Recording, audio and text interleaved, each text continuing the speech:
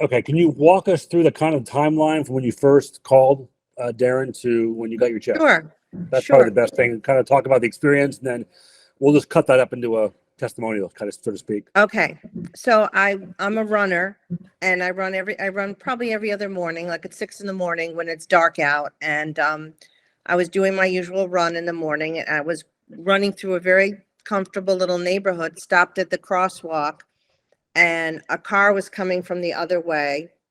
I was stopped here, and the car was coming. There was a stop sign.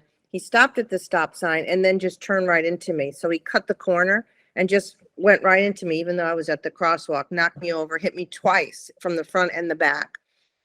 And they stopped. They were they were nice people, but I mean, they didn't see me. I mean, he just didn't see me. The driver just Right. didn't.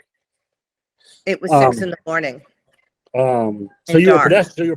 You were a pedestrian then. Yeah. I So was it's just just- minding my own business, standing at the crosswalk, doing my usual 6-mile morning run. So it's a Yeah. much different perspective than usually car accident. It was a different perspective.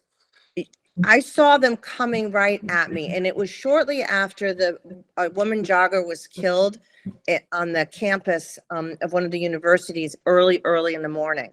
And I thought that he was coming to kill me. I really thought that I was going to be killed. I mean, it's sort of, you don't know what's going to go through your mind, and all this weird stuff started going through my mind because I was standing still and the car just came right at me and didn't stop, didn't slow down, nothing, just hit me. And I don't think he was aware that he hit me and kept going. And then the back end of the car hit me again. Oh my God. So what were some of your injuries? Well, I had tire marks all over my legs from the sidewalls of the tires. And I was bashed up and bruised. And at the end of the day, I broke my elbow. But I didn't have a head injury. I was so lucky. I mean, it could have been so much worse. So I had a lot of soft tissue injury, but the only fracture I had was my elbow, and a lot of clean. It had been raining the night before, so all the stuff running over that I had done to myself was in the mud puddle. Oh man! All right, so you go to the ER. Is that what you go to the ER afterwards? I went to a urgent center. Did you self-medicate yourself? Did you self-diagnose yourself?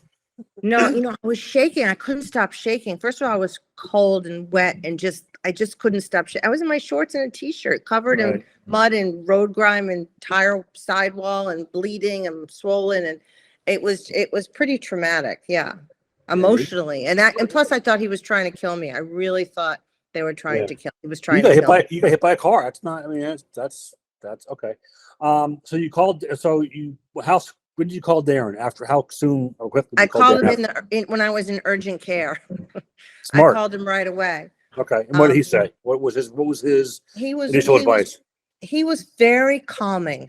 He didn't want to talk about anything other than, "Are you okay? Are you okay?" And I didn't know whether I was okay or not. I had my husband speak to him actually. Okay. And he was very calming. He's just, do what you have to do the paperwork. Don't worry about a thing. I got your back. I have your back. I'll take care of you so long as you're okay. Don't worry. Don't panic. Just take care of your medical needs. Was this your first interaction with a PI attorney for a case like this? Oh, yeah. Yeah, absolutely. So you didn't know what to expect. I didn't know what to expect. No. And, I wanted to call his wife because she's a friend of mine. And then I was like, and she was very, very calming as well. It was the weekend. I think it was like a Sunday morning at, 6 o'clock in the morning. By the time I called him, it was 7. Right. He answered and you were there. Talk to you. Right away. All right. So this you'll probably be familiar with. The PI category, and I was in it for a long time, gets a lot of unwanted criticism just because of the nature of the ambulance chaser type of perception. But can you explain why you think why you know it's important to talk to an attorney after an accident? It's cliche, but I want to kind of blow through that clicheism because it's important. So I want, if from an actual user, it would be important. Well, the police who came to the scene of the accident said, "Oh, you're going to get 100 phone calls Monday morning from a lot of attorneys." Right. And that sort of took me by surprise. The first thing I thought of was, I better call Darren because I don't want to be called by a million other attorneys. It's also illegal, by the way, if they call you. Well, I didn't know that, but Yeah, the right. the police warned me, so I didn't want to be called. So I called Darren right away, Mhm. and it was important for me to call him because otherwise I wouldn't have even known how to walk through the steps of the process. It's not like I've ever been hit by a car before. So I had no idea. And in my mind, I'm shaking, I'm cold, I'm on the verge of completely losing my stuff. And he just calmed me down, talked me through, don't say anything, just get the police report. If I hadn't gotten the police report, I live in Fort Lauderdale, it's a busy city. I don't even know how I ever would have found it or gotten the numbers or, he talked me through everything I needed to have in a calm way, which Right. saved me a lot of time going forward.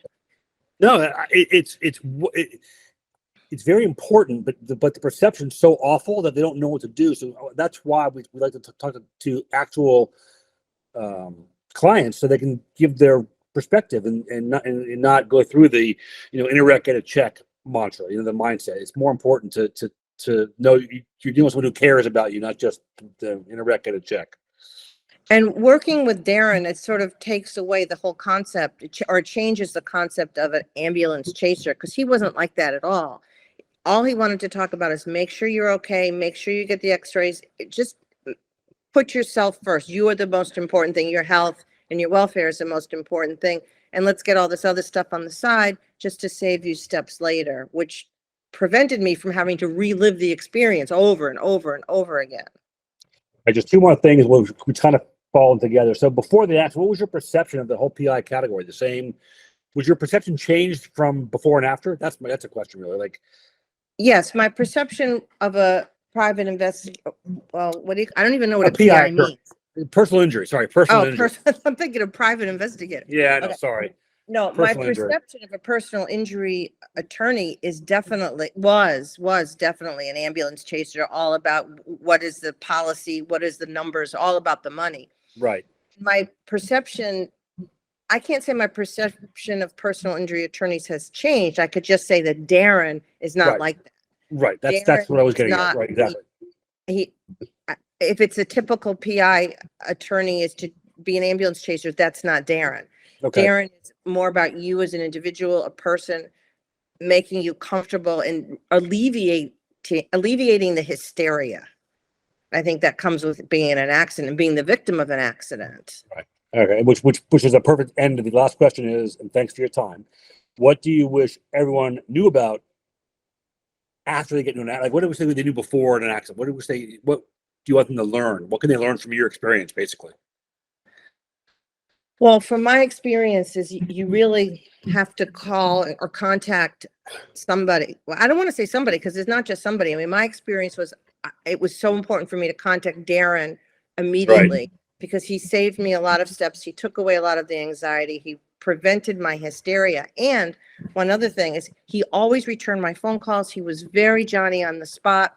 He answered every email. And every time we talked and spoke on the phone or by email, his first question was always, how are you? Are you okay? How are your injuries? Like that was the first question, not how much money are we going to get? What are the policies? Not that was sort of the afterthought almost. How long did it take before, did you get a check yet? No. Okay. It's in the mail. Right. So how long? So you're done treating though, correct? Correct. The settlement was pretty quick. I would say within 2 or 3 months, but it had to be held back because of Medicare and insurance issues. Okay. But he has the check. I don't have the check. Darren has the check. Yeah, no, there's bills and medical bills, all that other nonsense that goes into productions, all about that stuff. So yeah, and again, he made all that very, very clear. That was the other thing. He didn't do anything untoward. In other words, he didn't start distributing money before he was supposed to. And I appreciate that because I don't want to get in trouble with a private insurer or I don't want to get into trouble for doing anything that is not on the up and up. Right. So I really appreciate that he held the money, which is fine, took care of everything and the way it's supposed to be taken care of. Again, not putting me in jeopardy. I don't want to be in any kind of jeopardy with an insurance company for any kind of insurance fraud or misrepresentation. And he was very careful to make sure I don't get into that situation. Did he also talk to you about, you not having to pay anything out of pocket or anything like that? Like after bills are all paid, not to come after you for a lien or anything? Did he go over that kind of stuff with you? Okay. No, but he did say I don't have to pay income tax on it, Right. You don't. Correct. You don't. which I didn't know. So that No, that made me very right. happy too. Yeah. No income tax on settlements. Okay. Yeah. All right. I Well, didn't thank know you very much for your time on a Friday afternoon. We appreciate it. That was fantastic. I couldn't have asked anything better. You got some great, genuine appreciation for what he did for you, which is what matters. I do. I'm very, very pleased. I mean, I couldn't be Yeah. more pleased. Yeah. Unfortunately, it was, it was a difficult situation, but he made it easier for me. If you can do that, he did it. That's exactly what we're trying to get across now. In this, marketing is what you have to do now to get these to cut the clutter, because it's important to. Darren's a great guy, and I hate that he gets lumped in with that umbrella of the PI, but that's why I'm trying to cut through this and really get his name out there, that he cares much, not more, but just he cares. And it's kind of Yeah. Well, he does, and just he's sort of he's genuine. He is genuine. He's a genuine person. As I said, he answered my calls. He always started the conversation with, "Are you okay? Are you okay?" Sometimes I wish he would just like, let's get to the point. Where's my, what are we going to get here? And that was always the last part of the conversation. It was like, that was sort of a afterthought for him. Although I know it wasn't, but Right. Isn't that right? Right. That's good to know. Okay. Well, I'm sorry I scared you with my face. I appreciate the look. Please fix me up. Do something. Put some injection PRP in here. Do something for me. I want your mother to still love you. She loves me, but she's a little bit below right now. So okay. Well, we want her to recognize you when you join her. That's a good point. Thank you. She will. Thanks, Laura. Thank you. Have a good weekend. You too.